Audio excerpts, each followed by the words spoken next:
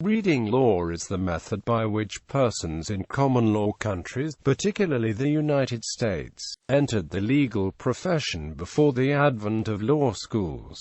This usage specifically refers to a means of entering the profession. Reading the law consists of an extended internship or apprenticeship under the tutelage or mentoring of an experienced lawyer. A small number of U.S. jurisdictions still permit this practice today. History. United States. In colonial America, as in Britain in that day, law schools did not exist at all until Litchfield Law School was founded in 1773.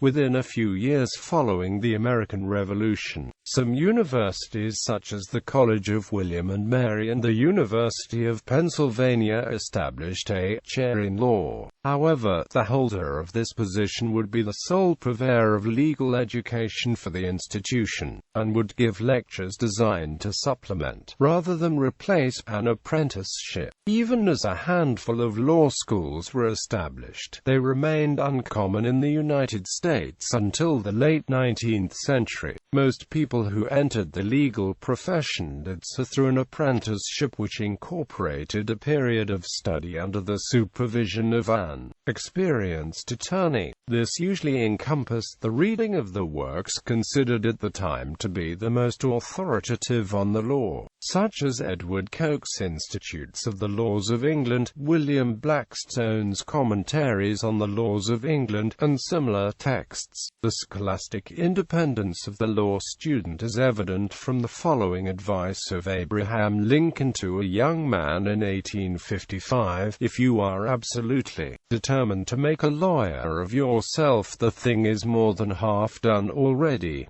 It is a small matter whether you read with anyone or not." I did not read with anyone.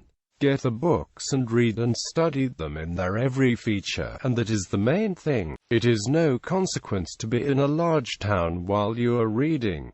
I read at New Salem, which never had 300 people in it. The books and your capacity for understanding them are just the same in all places. Always bear in mind that your own resolution to succeed is more important than any other one thing. Reading law to become an attorney would be the norm until the 1890s, when the American Bar Association began pressing states to limit admission to the bar to those persons who had satisfactorily completed several years of postgraduate institutional instruction.